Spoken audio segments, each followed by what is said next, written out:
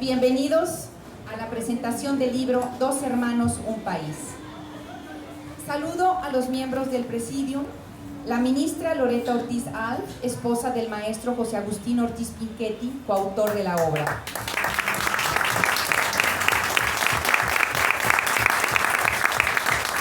El licenciado Francisco Ortiz Pinchetti, coautor de la obra. El doctor Lorenzo Meyer Cosillo, el licenciado Sergio Sarmiento Fernández de Lara, ambos presentadores del libro Dos hermanos, un país.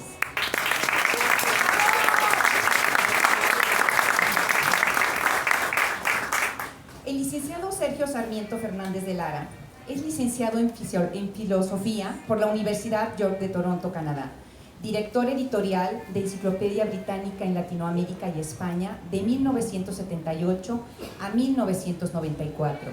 Dirigió la Enciclopedia Hispánica, colabora con los diarios El Norte desde 1989 y Reforma desde 1994. Su columna, Jaque Mate, se publica diariamente en más de 20 diarios mexicanos. Fue vicepresidente de Noticias de TV Azteca.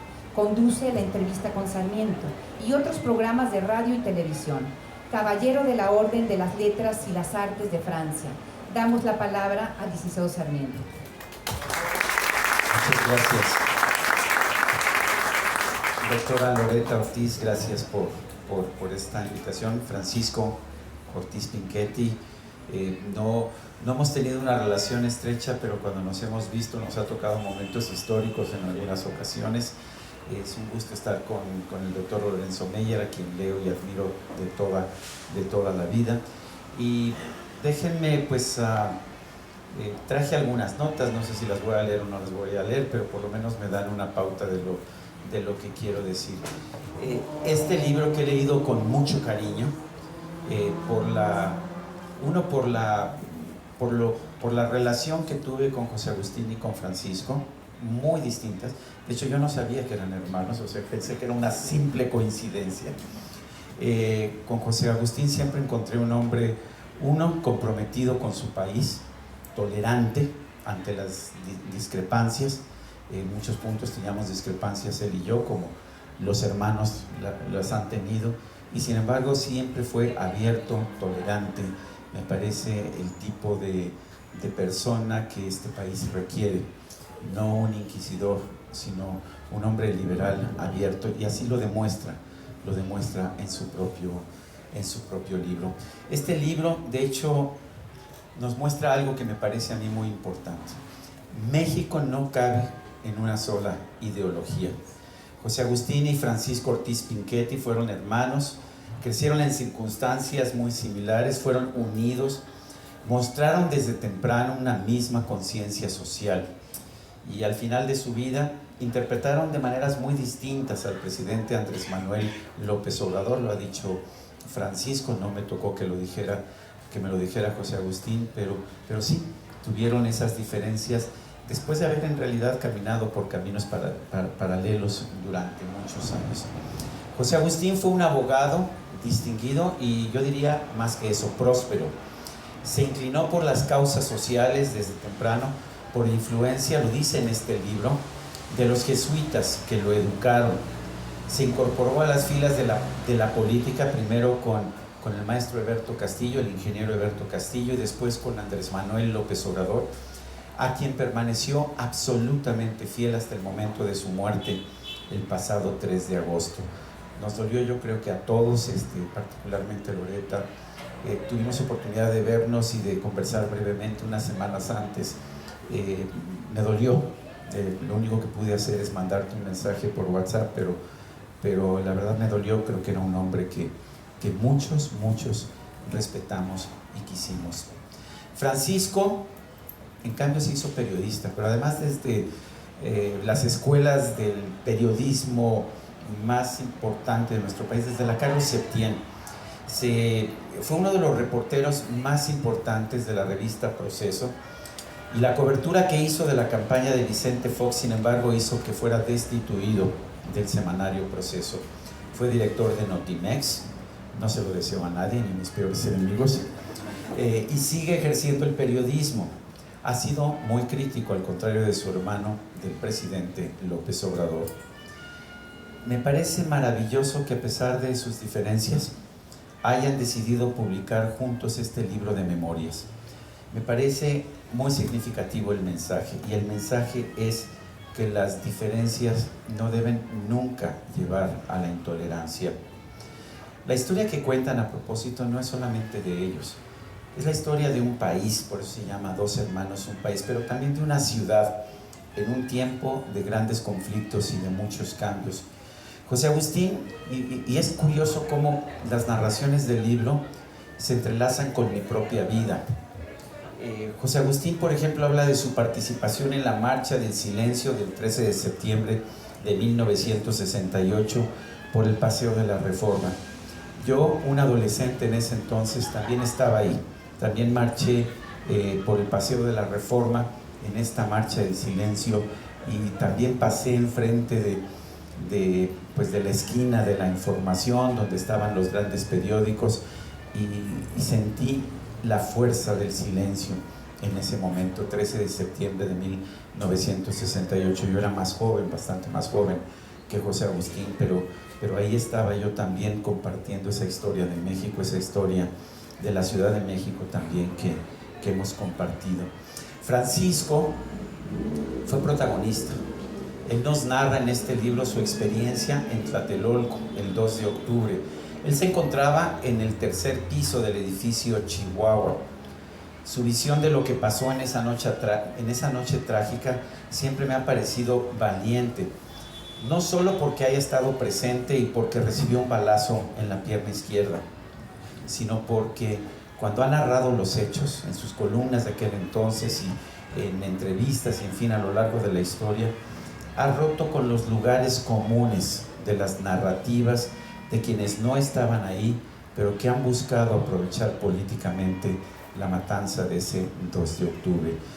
Me parece maravilloso, y sí les ruego que si tienen oportunidad leer esa parte de las crónicas del 68 con Francisco, tanto una que escribió poco después como una muy posterior, rompe con los esquemas, no acepta los lugares comunes, se comporta como un verdadero periodista. Nos cuenta la verdad y no nos cuenta una mentira que le pudiera convenir políticamente, porque pues finalmente haber estado en Tlatelolco, cuando todos han hecho de ese momento de la historia de nuestro país algo tan importante, y que lo es, de hecho, pero hacerlo de forma tal que no sea el protagonista, porque no lo era, ninguno lo éramos en ese entonces, por lo menos nosotros los que éramos muy chavos en ese entonces, pero porque nos dice abiertamente que fue una matanza muy distinta de la que nos han contado, que no fue esa matanza premeditada, no fue una matanza realizada por el ejército con instrucciones de llegar y matar estudiantes porque no había nada más que hacer esa tarde del 2 de octubre. Vale la pena leerlo porque estamos hablando de un testigo presencial, y eso es muy importante. José Agustín nos cuenta, por otra parte, de aquella ocasión, un 10 de junio de 1971, que estaba reunido con Eberto Castillo y con un grupo de jóvenes en un hotel de la Zona Rosa, cuando llegaron personas que les dijeron que había habido un ataque a una manifestación de estudiantes en el casco de Santo Tomás. Nos cuenta el miedo que había, nos cuenta la situación que se registró, nos cuenta cómo decidieron dispersarse, porque era muy probable que hubiera una represión generalizada. Nos lo cuenta aquí en este libro también José Agustín. En esta ocasión, Francisco no fue un testigo presencial, pero nos escribe en este libro: estoy convencido de que la represión gubernamental del Jueves de Corpus fue más grave y más infame, más premeditada que la del 2 de octubre de 1968. Esto también rompe con la historia oficial. Yo les ruego que lean los testimonios de Francisco para entender por qué rompe de esa forma con el dogma sobre lo que pasó en 71 y lo que pasó en 1968. A propósito, yo más joven que los dos, que Francisco y que José Agustín, pero el 10 de octubre de 1971 empecé mi carrera periodística. Escribí a los 17 años mi primer artículo periodístico, que fue publicado en la revista Siempre, el 14 de junio, 4 días después de la matanza. La primera vez que se publicaba un artículo mío en una revista profesional, y que de alguna forma me marcó la existencia, porque pues me llevó a esta carrera periodística que he tenido toda la vida. Sí, el 10 de junio de 1971. La revista Siempre, hoy muy despreciada, hay una anécdota que cuenta que yo no sabía en el libro Francisco, y es que José Pagés Yergo, cuando Julio Scherer y todo el grupo de sus colaboradores salieron en el golpe de Luis Echeverría de Proceso, quien les prestó durante un largo tiempo una oficina fue el propio José Pagés, a Julio Scherer y a todo el equipo que fundó Proceso. Yo no sabía eso, pero creo que es importante que Francisco nos haya dejado ese registro histórico. En 1986 se llevaron a cabo elecciones en el estado de Chihuahua. Es curioso, no lo sabíamos, no nos conocíamos en ese entonces, pero José Agustín, Francisco y yo estuvimos los tres en Chihuahua en ese momento.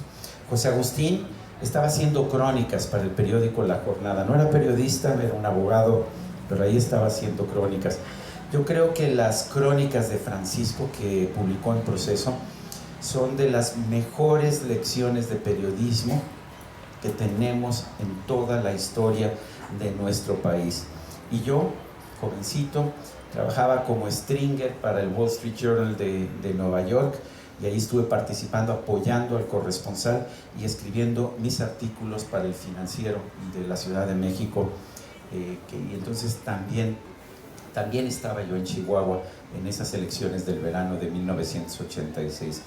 Los tres con puntos de vista muy distintos, tres periodistas, o un abogado periodista, un periodista y un joven que en ese entonces hacía enciclopedias, pero que decidió irse a cubrir para el Wall Street Journal las elecciones de Chihuahua. Los tres llegamos a la misma conclusión: fue un fraude. Y lo que decía el gobierno, lo que decía el secretario de Gobernación, Manuel Bartlett, hoy por supuesto un funcionario muy distinguido, en ese entonces también muy distinguido secretario de Gobernación, es que era un fraude patriótico, porque ¿cómo podíamos como sociedad aceptar que un partido conservador como el PAN tuviera el gobierno de un estado fronterizo? Entonces sí era un fraude, pero era un fraude que se valía hacer, esto por el bien del país, porque no se podía aceptar que ello ocurriera, y menos en un estado limítrofe con la frontera norte. Cuando Vicente Fox se convirtió en el primer presidente surgido de la alternancia, Adolfo Aguilar Sincer y Santiago Krill le ofrecieron a José Agustín colaborar en el equipo de este primer presidente surgido de las filas de oposición en toda la historia de nuestro país, o surgido de forma pacífica. Sí habíamos tenido alternancia de partidos en el poder, gente que llegaba de la oposición para tomar el poder, pero siempre a punta de pistola. La primera vez que tuvimos alternancia pacífica de poder fue en el 2000 con Vicente Fox. José Agustín declinó la oferta de Aguilar Sincer y de Santiago Krill, con quien había colaborado a propósito para descubrir un fraude monumental, espantoso en Tabasco, en agravio de Andrés Manuel López Obrador. Los dos colaboraron juntos en este trabajo en el que encontraron pues el gasto que había hecho realmente Roberto Madrazo, el entonces candidato del PRI. José Agustín declinó unirse al gobierno federal de Vicente Fox, pero aceptó incorporarse al gobierno de ese tabasqueño que había llegado a la Ciudad de México y que había contendido por la elección de jefe de gobierno, que la ganó, y aceptó ser secretario de gobierno de Andrés Manuel López Obrador. Francisco llevó en el año 2000, junto con su hijo Francisco José Ortiz Pardo, la cobertura de la campaña de Proceso, de la cobertura de Proceso de la campaña de Vicente Fox. El triunfo electoral de Fox, escribe en este libro, se definió a partir de su supuesto fracaso en el predebate del llamado Martes Negro del 23 de mayo de ese año 2000. Del linchamiento al que la mayoría de los medios sometió a Fox surgió el impulso final que lo llevó a la victoria. Eso es lo que escribe Francisco Ortiz Pinchetti. A mí me tocó, no sé si te acuerdes o no, un pequeño papel, no sé si protagónico, pero a lo mejor secundario, pero importante ese día. Yo era el funcionario de TV Azteca que estaba en la cabina durante el debate del hoy. Cuando Vicente Fox decía que el debate sí se podía hacer ese 23 de mayo, ese viernes 23 de mayo, lo decía porque me preguntaba a mí, pues una señora que yo apenas conocía que se llamaba Marta Sagún, oye, ¿de verdad, Sergio, que puedes hacer el debate? Porque aquí el presidente de la CIRT, de la Cámara de la Industria de la Radio y la Televisión, nos dice que es imposible hacer el debate este día. Yo les decía, yo estoy listo, si llegan aquí, hacemos el debate y lo subimos al aire en el momento que nos digan. Entonces el candidato panista, Vicente Fox, decía hoy. Y entonces le decía el presidente de la CIRT y le decía Francisco Labastida que no se podía hacer, que era técnicamente imposible hacer el debate. Un alto funcionario del equipo de Labastida, y sé porque le pasó la censura también a Francisco en esa campaña, me habló por teléfono, me mentó la madre y me dijo que nunca en la vida iba yo a volver a trabajar en televisión. Esto fue en el año 2000, hace 24 años. Afortunadamente todavía estoy en televisión, se ve que no tuvo tanta influencia, pero bueno, eso es lo que pasó. Recuerdo, y creo que fuiste tú, recuerdo un reportero de Proceso, seguramente fuiste tú, que me entrevistó en ese momento, o unos días después, y le dije, entre otras cosas, que yo había mandado a hacer encuestas después del hoy, porque además al día siguiente todos los periódicos, todas las televisoras sacaron el mismo encabezado. Vicente Fox perdió en una tarde, todo lo que había ganado en la campaña ya perdió. Es rarísimo, yo no recuerdo nunca en mi vida como periodista que todas las cabezas de los periódicos, todas las cabezas de los espacios radiofónicos, todas las cabezas de los noticiarios de televisión dijeran lo mismo. Entonces me preguntó, ¿pasó eso? O sea, ¿se cayó la candidatura de Fox? Le dije, nosotros seguimos haciendo encuestas y según nuestras encuestas, la candidatura de Fox tuvo un repunte muy importante a partir de ese momento. Decir eso le costó su chamba en Proceso a Francisco Ortiz Pinchetti. Hay que decirlo. Francisco y su hijo fueron despedidos de manera fulminante, nos dice en este libro, tras reclamar la adulteración de un texto firmado por ellos. Y bueno, hay que ser abiertos. Yo no creo en la censura, mucho menos en la autocensura. Lo que nos dice es, el responsable fue Julio Scherer García, quien a propósito tenía un hijo llamado Julio Scherer Ibarra, que trabajaba en la campaña de Labastida. Espero que no esté yo mintiendo, está en el libro. José Agustín nos ofrece una visión positiva de Andrés Manuel López Obrador. Incluso señala que en 2018 se acompañó con el control de ambas cámaras, en el Senado y en la Cámara de Diputados. No aclara que esto fue posible gracias a que, por un acuerdo de los líderes de Morena y del Partido Verde, todos los legisladores del Partido Verde se pasaron a la bancada oficialista pese a haber contendido en campaña en una alianza con el PRI. Tiene razón, sin embargo, José Agustín cuando dice que la oposición se quedó sin líderes. Efectivamente, una vergüenza lo que hemos visto en el PAN y en el PRI a partir del 2018 o desde antes del 2018. Lo que hemos visto son líderes que únicamente buscan su beneficio personal, construir pequeños feudos de poder y de dinero, y que pues han abandonado los principios políticos que yo pienso que debería tener cualquiera que se dedica a la política. O quizás yo sea demasiado idealista porque nunca he aceptado un puesto o una candidatura de elección popular, ni un puesto en el gobierno. No me interesa la política más que para analizarla. En 2018, José Agustín, pese a tener más de 80 años, fue nombrado fiscal electoral por Alejandro Gertz Manero, pero supongo que a petición de Andrés Manuel López Obrador.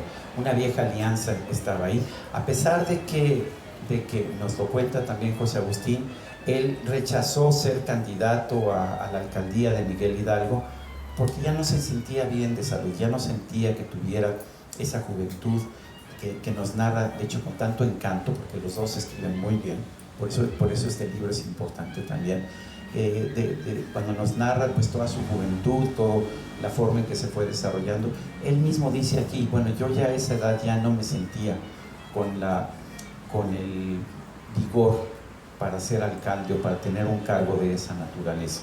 Nos dice también a José Agustín que las cosas estaban muy tranquilas, y nos dice: la limpieza de las elecciones de 2021 tuvo el efecto de dejarnos casi sin trabajo. Dice que esto le permitió regresar a dar clases en la UNAM mientras ejercía esa fiscalía, y nos permite entrever que era una profesión que realmente le gustaba, que realmente el gran abogado, porque fue un gran abogado, era también un maestro de corazón, y así nos lo señala en este libro. En cambio, ante esta posición de José Agustín, Francisco titula su capítulo sobre AMLO un farsante en Palacio Nacional, ¿sí? O sea, nunca se ha autolimitado Francisco, no lo hizo con los presidentes anteriores, no lo hizo tampoco con Andrés Manuel. Y se pregunta en este libro: ¿es honesto usar a los pobres para fines personales, políticos y electorales? Estamos en presencia de un farsante. No podemos ocultarlo, lo dice el propio Francisco Ortiz Pinchetti en este libro.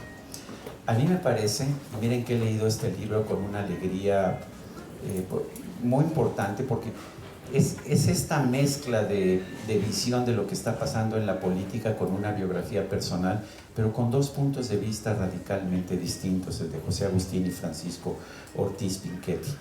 Pero mi conclusión después de leerlo es que es un libro indispensable para entender el futuro reciente de nuestro país.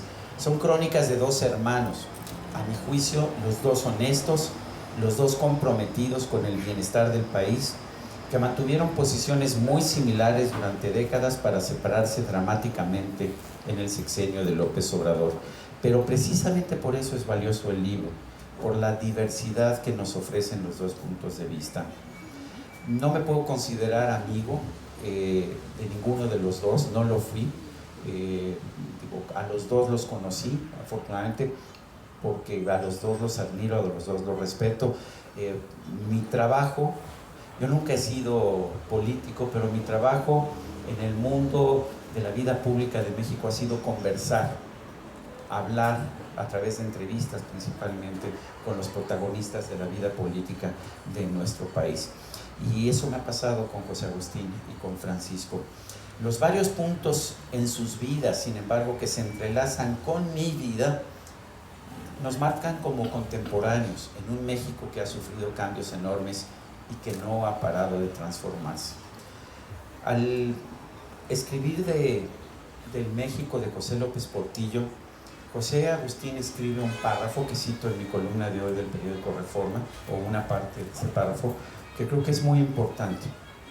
Creo que, como decía el filósofo español Jorge Santayana,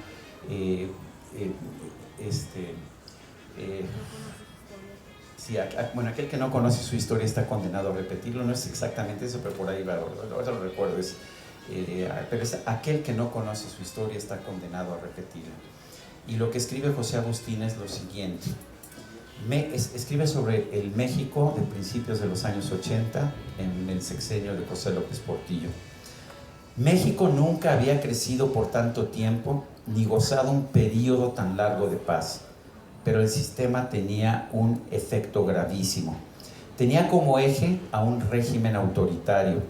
Éramos gobernados por un partido único que soportaba una presidencia monárquica, un sistema que se renovaba solo para dejar pasar a un grupo distinto del que había gobernado un sexenio, pero tenía el mismo origen.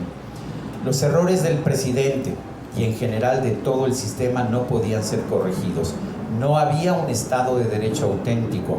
Los grupos privilegiados podían imponer no solo las sentencias de los tribunales, sino las leyes mismas. Es la opinión de José Agustín Ortiz Pinchetti sobre el sexenio de López Portillo y sobre todo el sistema de partido hegemónico que él lo llama partido único, que soportaba una monarquía dominante.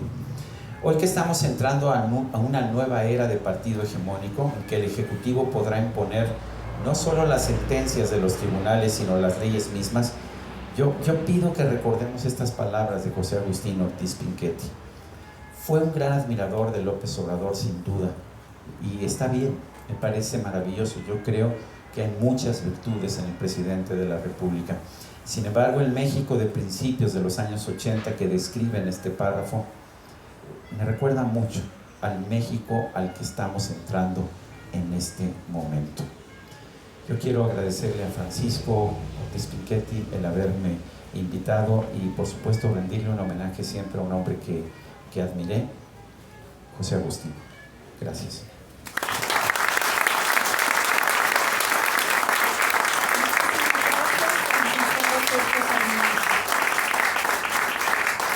El doctor Lorenzo Meyer Cosío es académico y editorialista, egresado del Colegio de México, donde obtuvo una licenciatura y un doctorado en Relaciones Internacionales.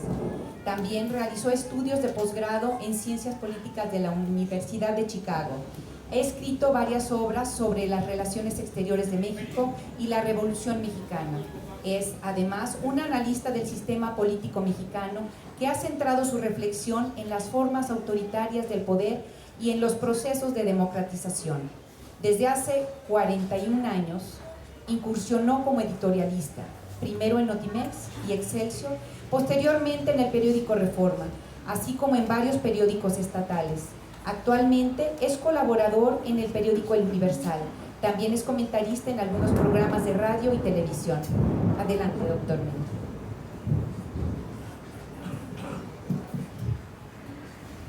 Gracias, buenas tardes. En la medida en que la lluvia no nos afecte, van a ser buenas.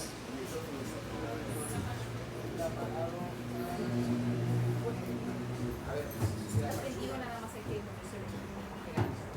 muy pegadito, y luego por eso nos pegamos unas gripas de la patada.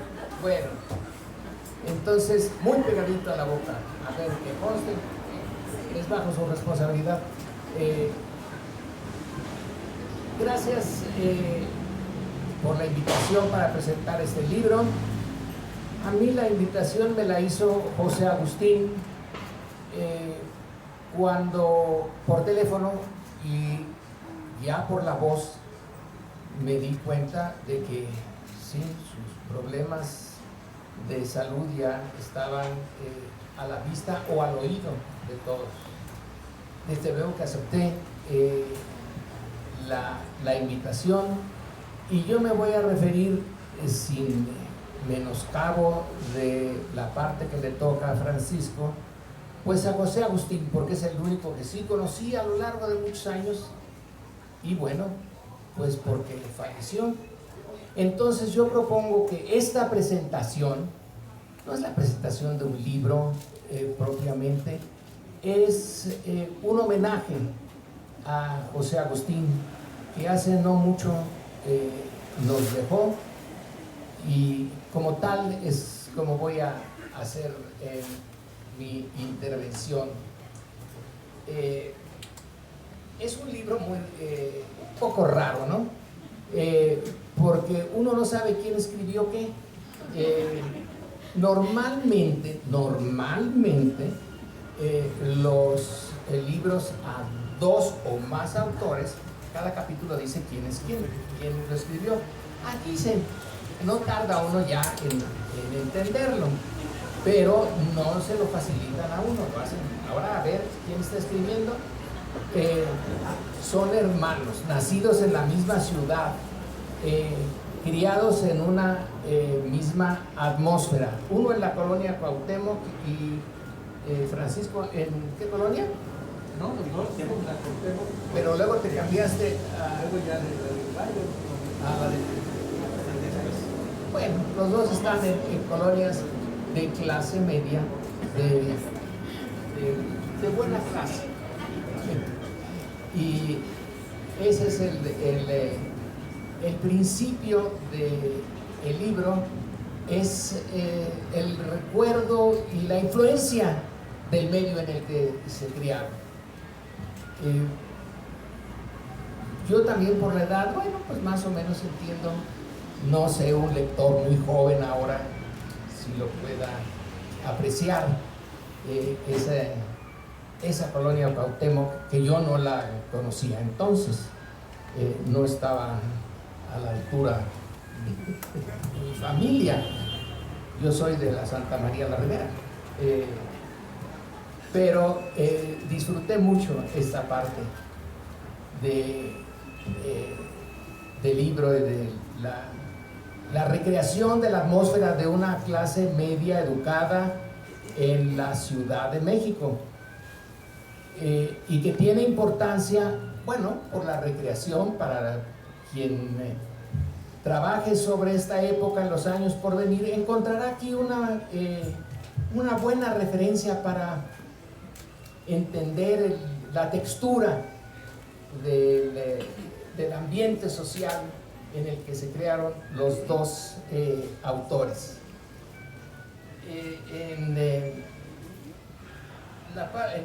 La parte también interesante es que José Agustín, ya lo dijo Sergio, es un abogado exitoso.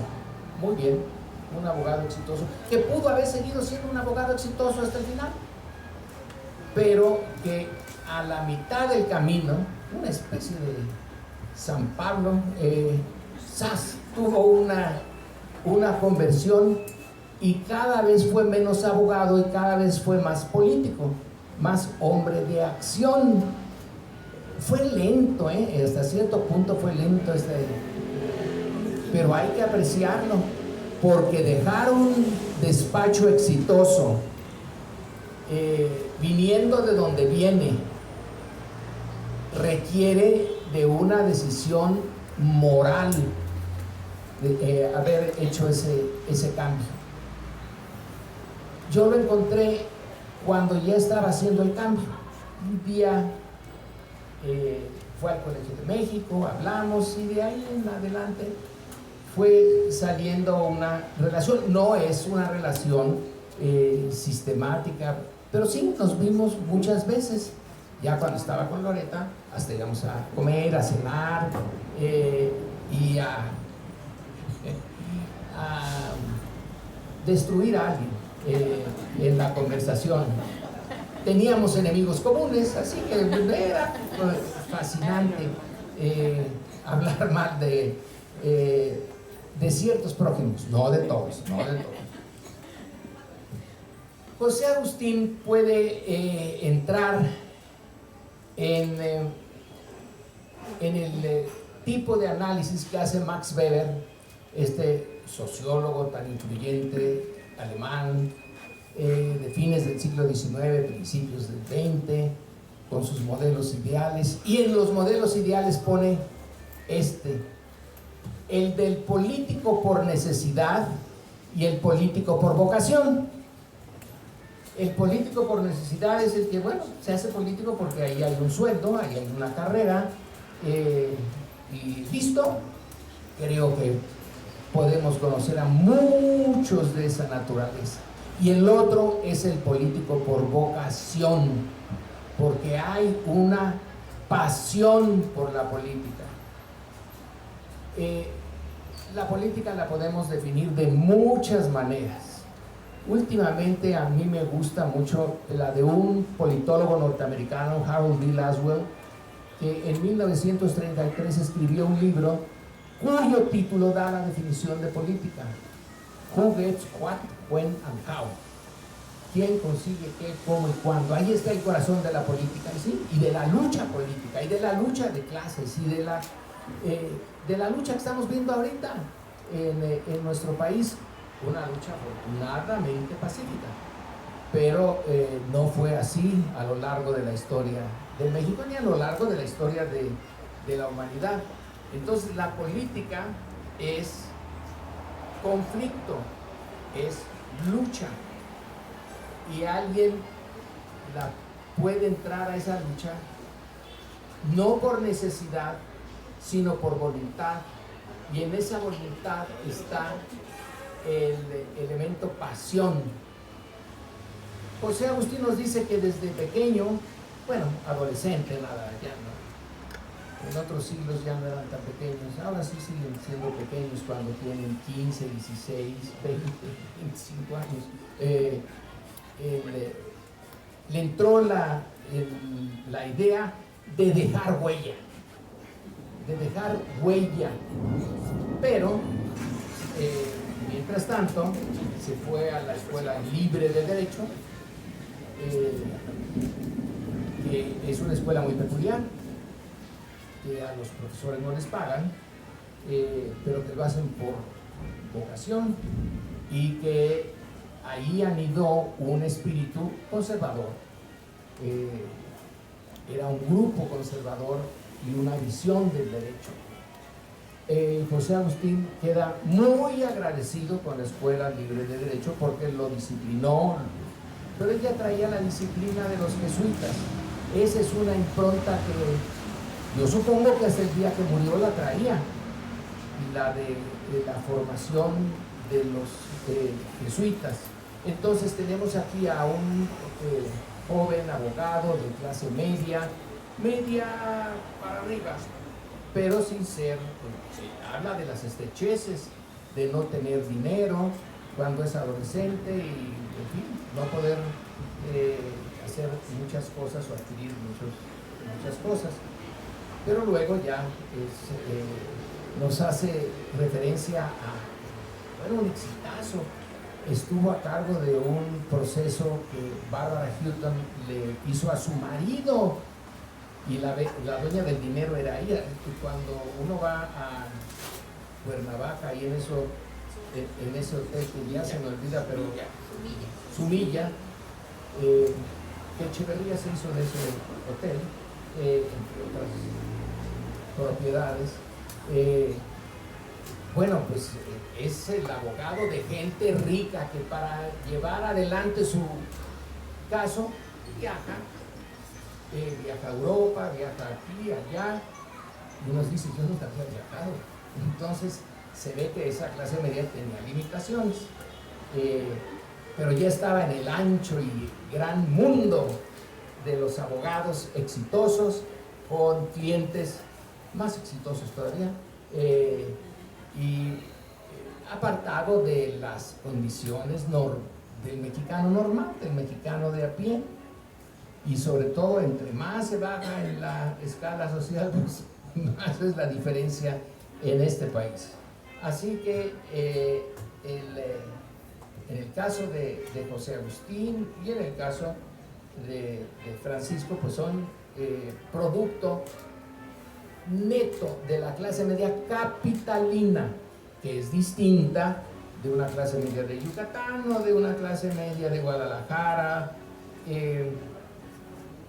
Es una clase media más abierta, digamos, y ahí fue entrando en ese gusanito del ejercicio del poder y de entender el poder más que ejercerlo, porque él en realidad no lo ejerció, ayudó a otros a ejercerlo, pero era parte de la maquinaria del ejercicio del poder. Y eso hay que ver que es una personalidad que en el libro sale, no necesita uno conocerlo, o no necesitó uno conocerlo. Es una visión optimista de la vida, de la realidad. Siempre en el libro sale un espíritu. Al final confiaba en que habría un buen final, casi como de película. Al final la muchacha se casa con el muchacho y todos son felices. Bueno, más o menos por ahí va la visión un tanto simple, como lo estoy poniendo, de José Agustín. Y él quería contribuir a un final feliz en un país con unas terribles, enormes desigualdades y una gran corrupción. Y un abogado se tiene que dar cuenta de inmediato de dónde está la corrupción y qué magnitud tiene la corrupción. Pero José Agustín se mete ahí a ese mundo por la vía, sí, y ya es el hijo de Eberto Castillo, pero también de Madrazo, pero de Madrazo el bueno, no de Madrazo el otro, no el que corre maratones en taxi. Entonces, con ese Madrazo, fíjense, no estoy estoy usando las palabras correctas, con la intención incorrecta, pero de todas maneras. El punto es que Madrazo sale del PRI de la misma manera que va a salir Andrés Manuel, y de la misma manera en que un estudioso del tema, Daniel Cosío Villegas, en sus ensayos dice: si este sistema casi perfecto de autoritarismo va a cambiar, el cambio tiene que venir desde dentro del partido dominante, hegemónico, casi único, o partido de Estado. Tiene que venir de adentro, no desde afuera. La izquierda dura, que yo creo ha hecho unas grandes contribuciones como acicate del cambio, pero los que lo procesan vienen de dentro del PRI. Entonces, Madrazo dice, lo entusiasmó. Las reuniones de los jóvenes madracistas eran entusiastas. Para José Agustín era realmente vivir eso.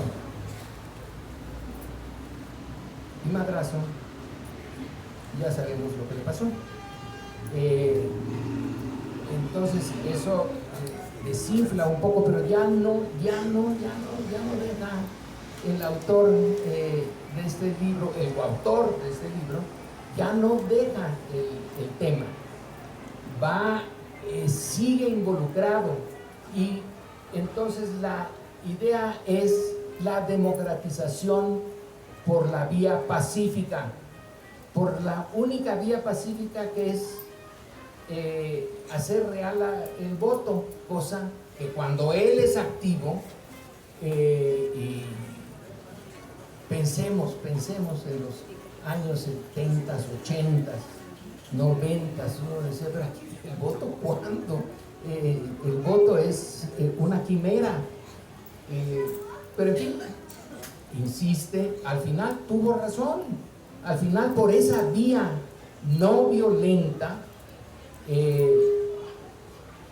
combinada con una creciente deslegitimidad del sistema, no nada más del PRI, sino de todo el conjunto de fuerzas que modulaban ese quién consigue qué, cómo y cuándo, que es la política. Entonces José Agustín va manteniendo su carrera como abogado, no la deja. Bueno, ahí está su sustento, y algo que Weber, a la hora de hacer su definición entre los que viven de la política y para la política, José Agustín podía vivir para la política porque vivía en su vida cotidiana el ganar su sustento de otras formas, de la abogacía. Entonces va a combinar esa pasión por la política con no depender su sustento de la política. No dependía de tener un puesto, no. Él tenía sus clientes, era exitoso, era buen abogado, era una persona agradable, una persona eficaz, una persona que cumplía con lo que decía, y bueno, va haciéndose la carrera dual hasta que al final ganó la carrera política, cuando ya le entró duro al proceso de cambio, cuando se vio que sí se podía, pero que conste que él empieza antes de que sí se pudiera. El sí se pudo vino más tarde.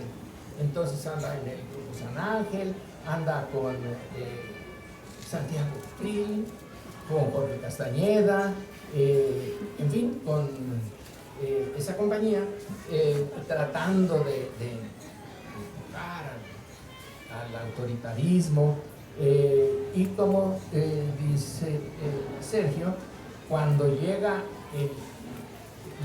la posibilidad de un cambio de partido en la presidencia, pues él sigue insistiendo en que debe de haber más, que debe de llegar hasta abajo el cambio, no nada más el cambio de personajes en la presidencia, sino del sistema en su conjunto. Es ahí donde se engancha con el otro tabasqueño. Entonces, por un lado está Madrazo, el primer tabasqueño, y por el otro está Andrés Manuel, el segundo tabasqueño importante en la carrera de Andrés Manuel. Tenían más o menos eso. A Andrés Manuel también lo influyó el Madrazo bueno. El Madrazo malo le puso todos los obstáculos que pudo para que no llegara a ser gobernador de Tabasco.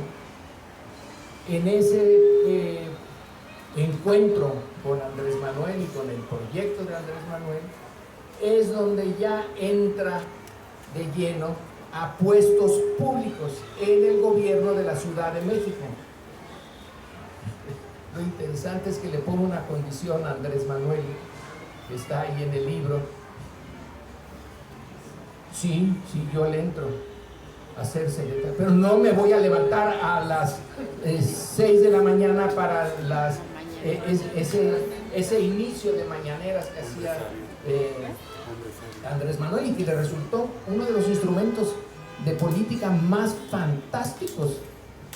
Nadie en el mundo hace eso, ningún dirigente lo hace. No lo han imitado todavía, dice Claudia que lo va a imitar. Bueno, vamos a ver. Pero ahí puso su límite José Agustín: no voy a levantarme temprano. Bueno, le toleró eso Andrés Manuel, que no es particularmente tolerante en esos aspectos con su círculo cercano. Y ahí el momento, lo recuerdo bien, su gusto por ser el organizador del López Obradorismo en Puebla. Ahí estaba metido, pero hasta el final, en Puebla.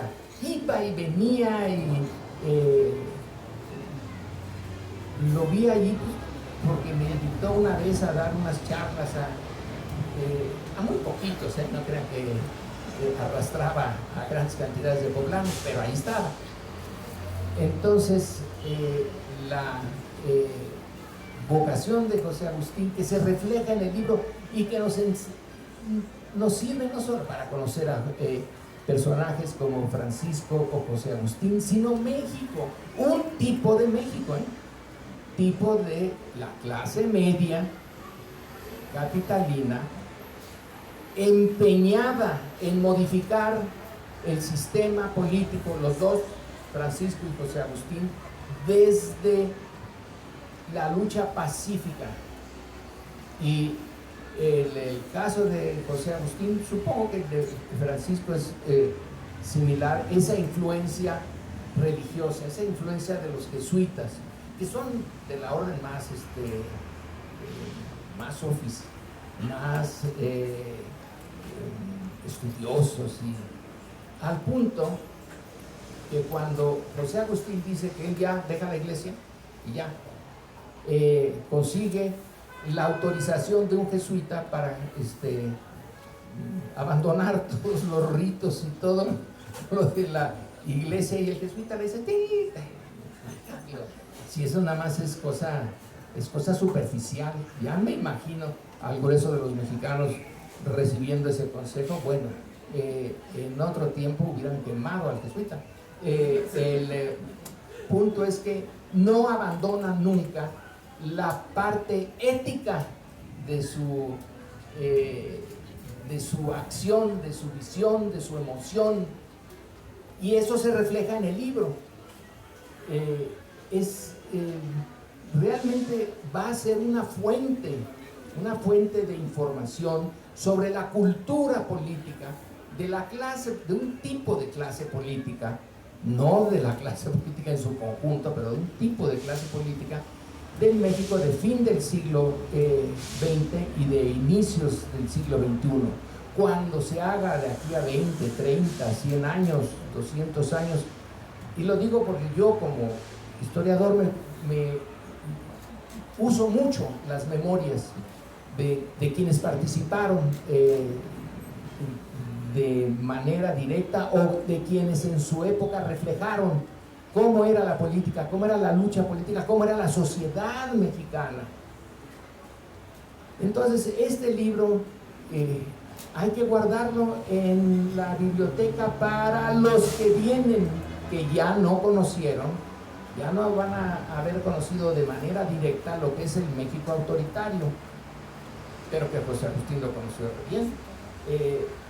Y esta visión optimista de que sí se puede, y yo no tenía tanto optimismo cuando nos veíamos. Él era el optimista y yo el pesimista. No, pues, como dice que ocurrió en su experiencia de Puebla, que la colega con quienes hacían la organización López Obradorista en Puebla, ella era la pesimista y él era el optimista, y ahí estaban los dos foros. Y bueno, Puebla, pues sí, no es un bastión de la izquierda, nunca lo ha sido. Allí había obispos muy poderosos en la época colonial, que como cuando la iglesia y el gobierno eran más o menos lo mismo, y que dirigían los destinos de México. Entonces, entrarle a Puebla era un hueso duro de roer, pero por lo que se ve en el libro, no le importó mucho, y ahí está, semana, ir. Y bueno, ya al final sí, ya lo dijo Sergio, le ofrecieron ser parte del gobierno de la Ciudad de México en una de las hoy alcaldías, y él dijo, con muy buen juicio, ya no, porque no eran los puestos lo que le importaba era el ejercicio de la participación política para transformar, ya sea una delegación, ya sea una región o el país, en cierta medida el país en su conjunto. Así que hasta el final siguió siendo activo en esta materia. Y bueno, yo considero que esta presentación para Francisco es la presentación de su libro, y para José Agustín es un homenaje de todos nosotros a ese ciudadano de clase media, profesionista, creyente, con valores del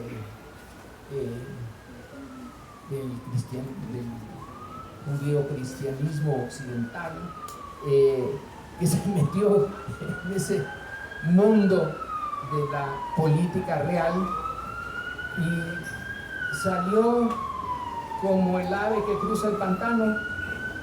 No se le pegó nada de lo malo de la política, pero sí de lo bueno que tiene esa política y que tiene el proceso de cambio en México.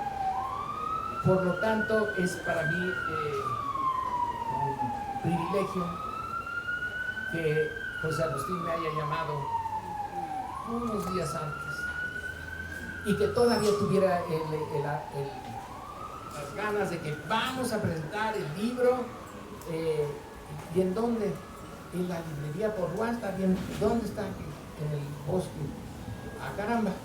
Yo nunca había visto, y eso que desde chiquito venía a Chapultepec, nunca había visto la librería en el bosque. Está bien camuflajeada. Hasta el árbol está ahí en medio de de la librería. Y bueno, no pudo estar con nosotros, pero nosotros sí podemos estar con él, con su espíritu y su herencia. Y en fin, le deseo el mejor de los éxitos a este libro peculiar de dos hermanos. Y sí, como dijo Sergio, es un ejemplo de cómo dos visiones distintas, digamos, con emoción, en posiciones completamente distintas, pero teniendo la idea de que México sí puede cambiar, de que sí se puede. Muchas gracias.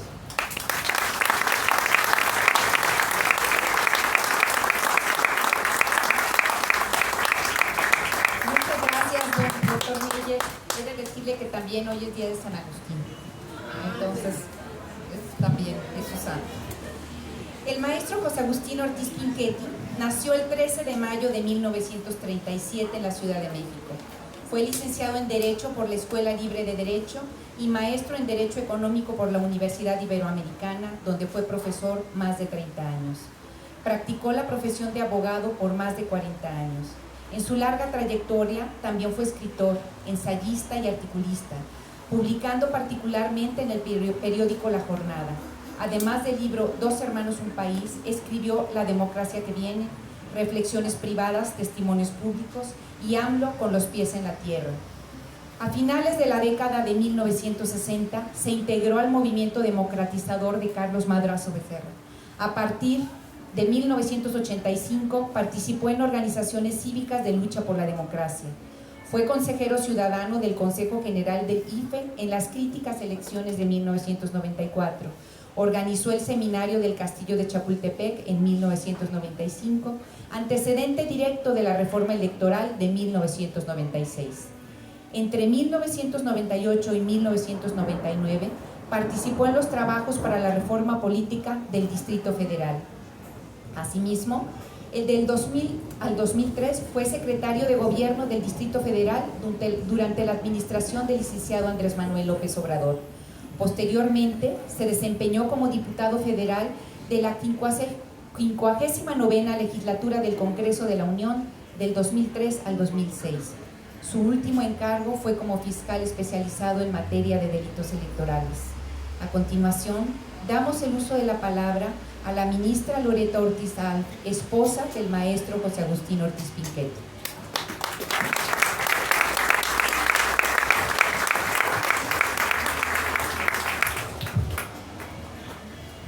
Pues muy buenas tardes. Yo escasas palabras voy a decir. Para mí, José Agustín, yo siempre le dije que era un apóstol de la democracia.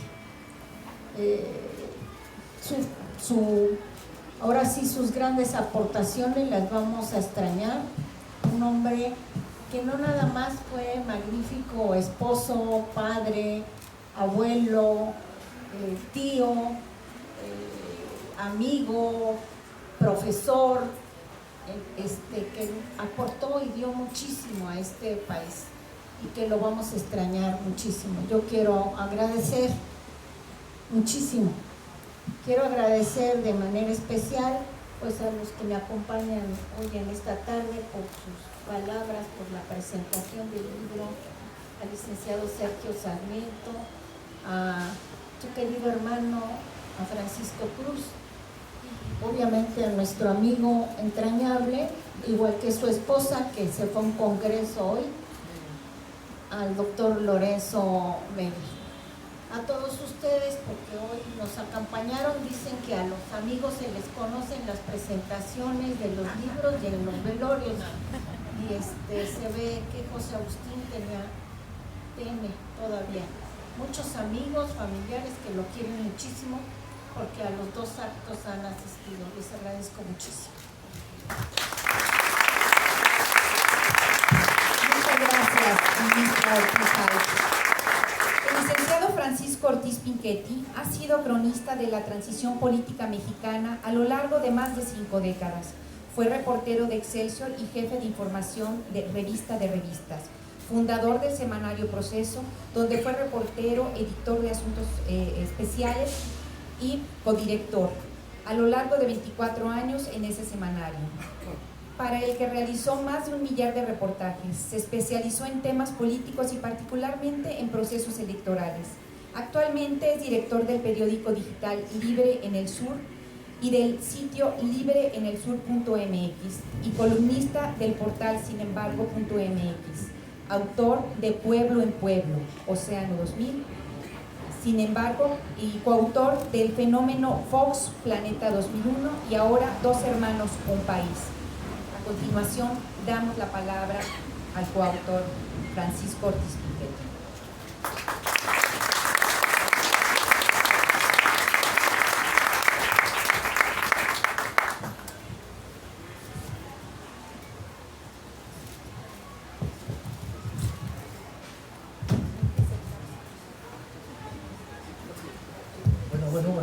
¿sí?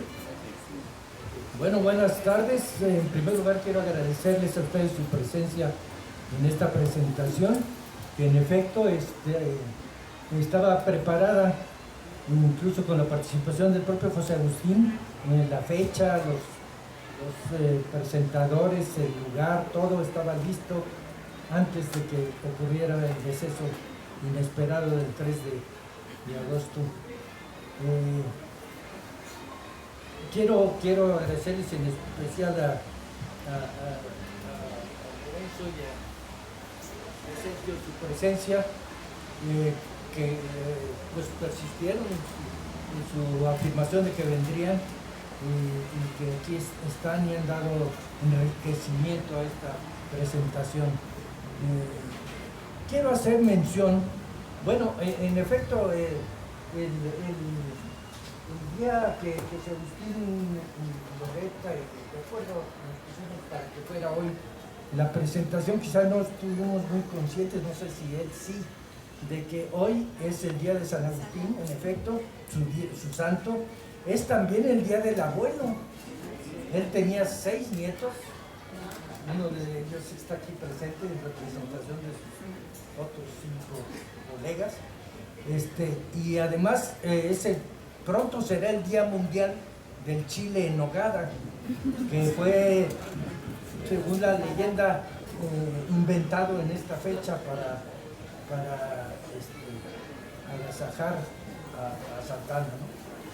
En Puebla. Perdón, Agustín de Iturbide en Puebla, a otro Agustín, porque era su santo, exactamente. Entonces,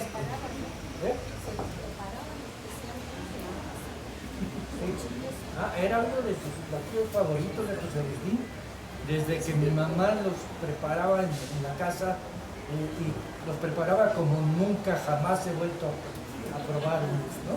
Ahora ya está de moda los chiles en nogada, hasta en las fondas los hacen en cualquier lado, ¿no? En fin, y bueno, otra cosa importante para mí es hacer mención de que aquí están presentes, aunque sea por allá, mis 2 hermanas, Margarita y Yolanda.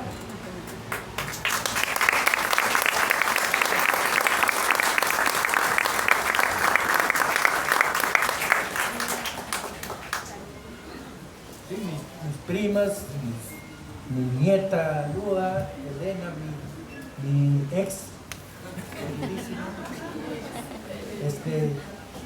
y bueno, nos falta Humberto, el otro hermano, el segundo de la tarde, que lamentablemente por razones de salud no pudo estar presente aquí, pero que lo recordamos también con mucho cariño, ¿verdad? Bueno, yo quiero leer un breve texto que escribí, de hecho, pues a raíz a los pocos días de la muerte de José Agustín, un poco como un desahogo, pinceladas que se me vinieron a la mente en un texto muy sentido, y quiero dar lectura.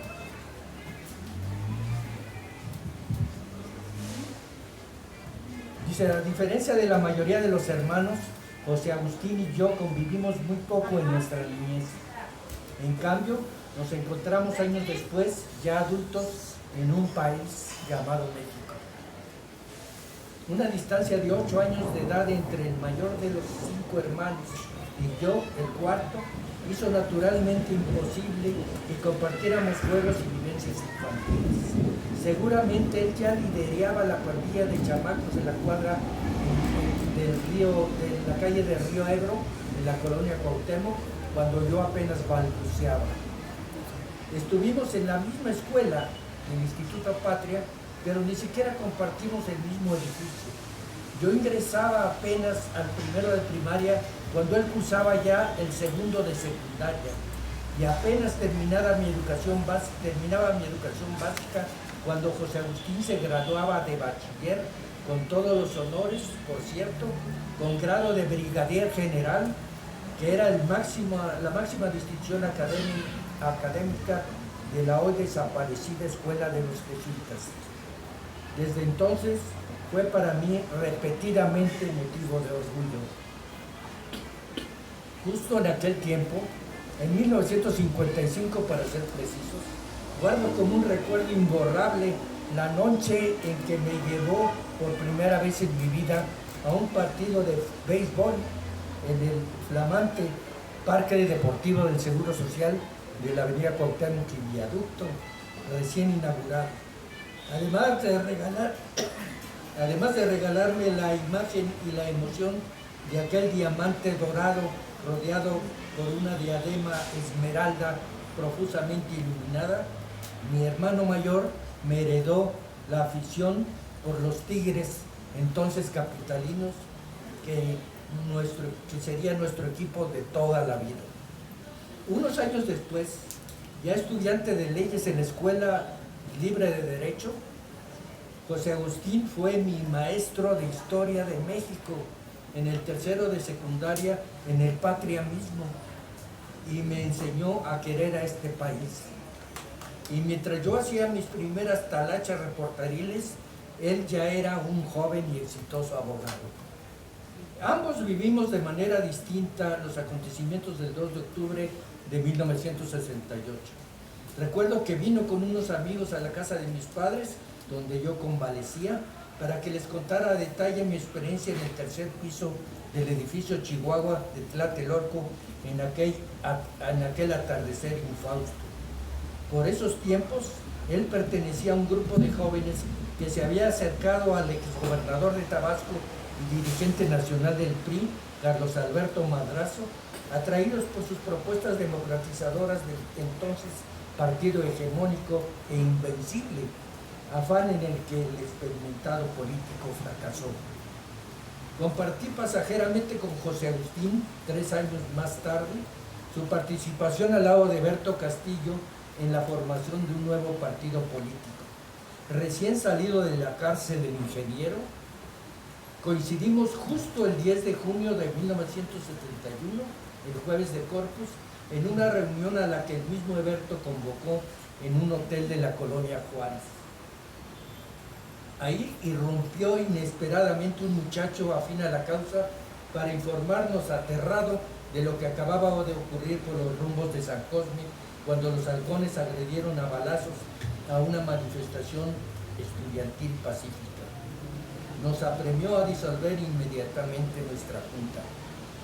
A diferencia de mi hermano, nunca participé formalmente en el Senado ni en la fundación del Partido Mexicano de los Trabajadores, el PMT. Desde ámbitos, actividades y vivencias muy diferentes, lejanas a veces, ambos descubrimos la lacerante realidad de un país esencialmente injusto y desigual, en el que una élite privilegiada gozaba y sigue gozando de la riqueza y el poder en detrimento de una mayoría explotada y empobrecida. Y coincidimos en que esa situación solo podría modificarse a partir de una reforma del sistema político autoritario y corrupto mediante una democratización del país que hiciera posible el advenimiento de una postergada justicia social verdadera y profunda para que todos los mexicanos tuvieran oportunidades iguales. De ahí en adelante, mi hermano mayor y yo nos mirábamos un tanto a la distancia, pero nunca dejamos de mirarnos. Él seguía mi trayectoria periodística en Revista de Revistas, Últimas Noticias y Excelsior, y yo su participación en organizaciones civiles por la democracia, como el Movimiento Ciudadano por la Democracia, el Grupo de los 9, la Alianza Cívica, el Seminario del Castillo de Chapultepec, el Grupo San Ángel, previamente a su nombramiento como consejero electoral en el primer Consejo General Ciudadanizado del naciente IFE, junto a Miguel Ángel Granados Chapa, que por cierto había sido su pasante como abogado, José Goldenberg, Francisco Paoli Bolio y Santiago Krill Miranda, entre otros. El mayor de los Ortiz Pinchetti cuestionaba el autoritarismo de los gobiernos del PRI, repudiaba el presidencialismo, los fraudes electorales, la simulación, como lo reconocieron representantes de todas las fracciones parlamentarias durante el homenaje luctuoso que se le rindió en el Senado de la República hace unos días. Fue partidario del pluralismo, del diálogo, la interlocución y la concertación política, y promotor de la participación ciudadana, las alianzas políticas y de manera muy subrayada de la autonomía plena de los organismos electorales. Elecciones libres y justas, transparentes, postulaba el autor de La democracia que viene. Que los votos se cuenten y cuenten. Solidario, acompañó en 1976 nuestra salida de Excelsior a raíz del golpe de Luis Echeverría contra el periódico dirigido por Julio Scherer García y el nacimiento de la revista Proceso. En los inicios del semanario, por cierto, escribió semanalmente su guía del domingo, donde daba sugerencias para paseos de fin de semana. A partir de entonces, nuestros encuentros fueron más frecuentes. Le gustaba escuchar los pormenores de mi trabajo como reportero, a menudo referidos a cuestiones electorales precisamente, incluidos los fraudes como los de Chihuahua en 86 y Guanajuato en 91, y que me tocó cubrir para Proceso. En el llamado verano caliente chihuahuense, que cubrí exhaustivamente, como recordaba Sergio, ahí estuvo como observador de la jornada electoral, escribió su testimonio de sus comicios en la jornada, en la que por cierto tuvo durante varias décadas y prácticamente hasta su muerte una columna semanal, El Despertar. Muchas veces compartimos nuestras experiencias personales y coincidimos en apreciaciones sobre los acontecimientos políticos nacionales. No coincidíamos, en cambio, en el tema de las geometrías políticas e ideológicas.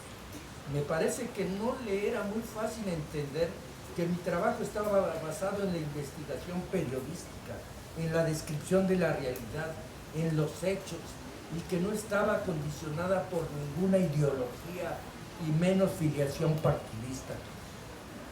Ni izquierdas ni derechas, menos un periodismo militante. Como dijera el inolvidable Vicente Leñero con respecto a Proceso, éramos ideológicamente periodistas. En los últimos años discrepamos radicalmente en nuestra visión del presente político de México, por supuesto. Nos dimos uno que otro agarrón, claro, y no por cuestiones de ideología o filiación partidista. Sin embargo, superamos siempre esas diferencias y respetamos mutuamente nuestros puntos de vista diferentes. Siempre. Corroboramos que se puede disentir, pero con apertura, diálogo y tolerancia.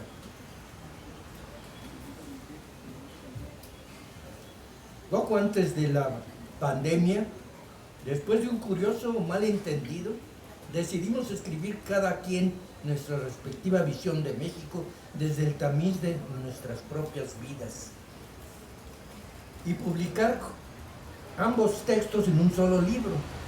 Afortunadamente culminamos este proyecto editorial. Lo titulamos Dos hermanos, un país. Esta presentación estaba ya programada como con la participación como presentadores de Lorenzo Meyer y Sergio Sarmiento cuando ocurrió el deceso de mi entrañable José Agustín el pasado 3 de agosto.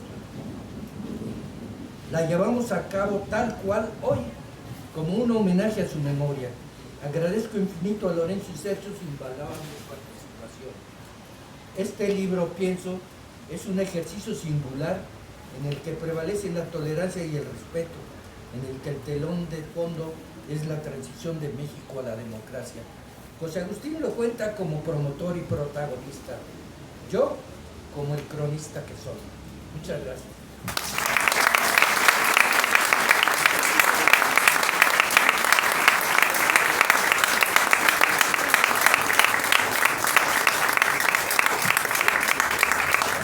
Muchísimas gracias a los presentadores, a los coautores, a la ministra Ortiz Alf, a todos ustedes por acompañarnos en este homenaje a José Agustín Ortiz Pinchetti. Les invitamos a que pasen a tomar una copa para brindar por los hermanos Ortiz Pinchetti. Muchas gracias. Buenas noches.